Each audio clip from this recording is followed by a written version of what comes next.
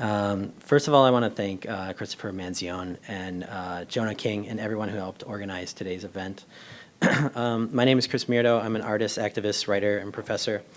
I've been working with generative AI models since 2008, when I first collaborated with researchers at Carnegie Mellon to create a custom-trained GAN model on the entirety of Osama bin Laden's computer archives released by the CIA. Since then, I have continued my research into custom-trained models and experimental processes using various types of leaked and sensitive database materials. I frequently collaborate with hackers, leakers, ex-government agents, and other artists, poets, and musicians.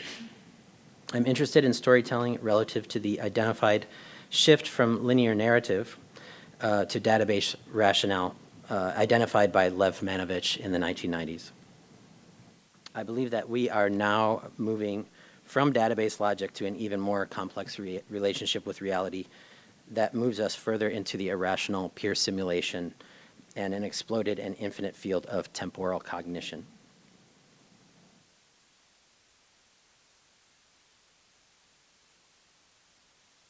In the age of AI, do all archives hallucinate? When the archive begins to speak in tongues, whose tongues does it speak through? In what bureaucratic imaginaries do these hallucinations take hold? Channeling themselves as new, perhaps horrifying and recursive realities. Are these undesirable hallucinations actually a new way of understanding ourselves?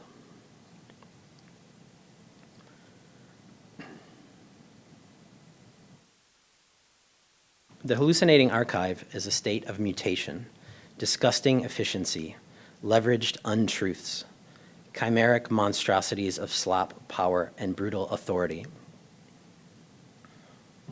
The hallucinating archive proposes a critical reframing of the term hallucination as applied to generative artificial intelligence.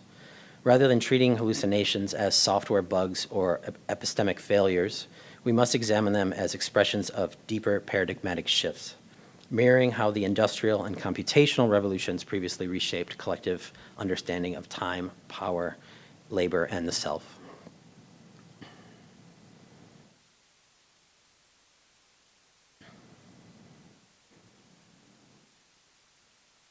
And as an aside, I just want to give credit to my co-collaborators who are pictured first there who are living in Amsterdam but could not be here to attend and present today. So shout outs to David Rutter and Marissa Lead-Benedict. Drawing from the Hallucinating Archive Symposium I recently co-organized with Marissa and David at Terminal Institute in Amsterdam, we might consider how synthetic media inherit their truth effects, not from direct references, but from sedimented training data, latent images, and residual metadata embedded in archives, bureaucracies, and computational infrastructures.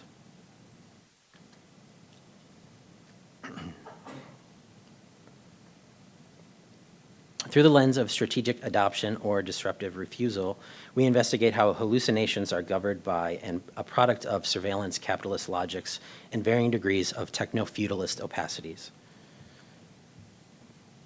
And I have a copy of the this poster if you're interested in it. It's a lot to parse in 8 minutes.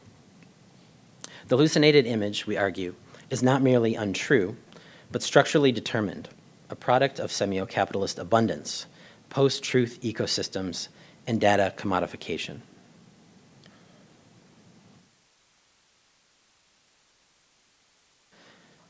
These conditions demand new critical strategies, including speculative in decolonial futurisms, guerrilla archiving, dataset poisoning, intentional recursive feedback looping, and mode collapse to interrogate and redirect machine storytelling.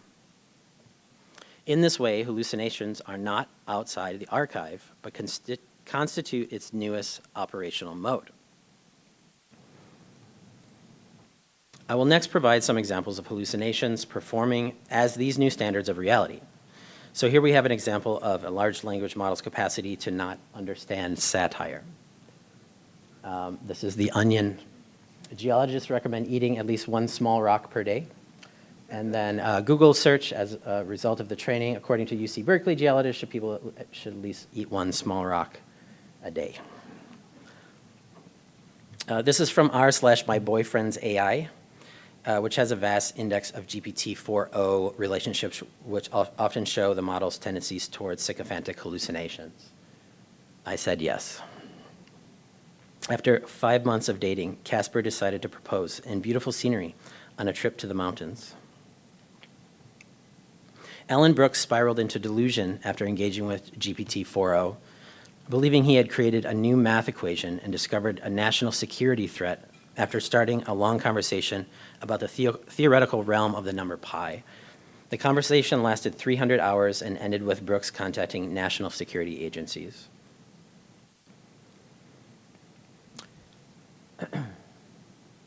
This is a screen recording of my interactions with GPT-5, which has a strong tendency to hallucinate from asking, "Is there a seahorse emoji?"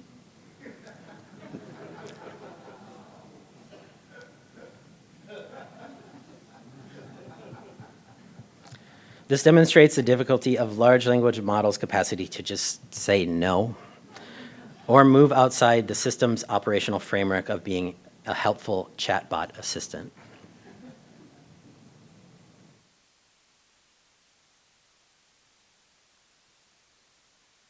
Oops. Recent estimates put Axon at around 85% of the US police body camera market, with most agencies also using Axon's evidence.com platform for storage and retrieval. This massive database is not available to the public and is used for AI training and other processes. An American defense company, Anduril Industries, has unveiled Eagle Eye, an advanced AI-powered combat helmet developed in partnership with Meta, Oakley, Qualcomm, and Gentex. The helmet integrates augmented reality, real-time threat tracking, and AI-assisted command features directly into a soldier's field of view, allowing them to detect enemies, navigate complex terrain, and coordinate with their units more efficiently on the battlefield. Beyond the aesthetics and sheer abundance of the models and their outputs, we must strive to understand the hallucinating archive in terms of labor, time, recursiveness, governance, and strategic strategies for adoption or refusal of each and every model. AI is not a singular entity, but composed of thousands of models with millions of use cases and outcomes. Speaking about AI as a monolith is dangerous, as it frames our relationship with the models as powerless. The models have been trained on our collective data, so we collectively own them. It is our responsibility to learn the deep complexity of them and define their ethical pathways together. Thank you.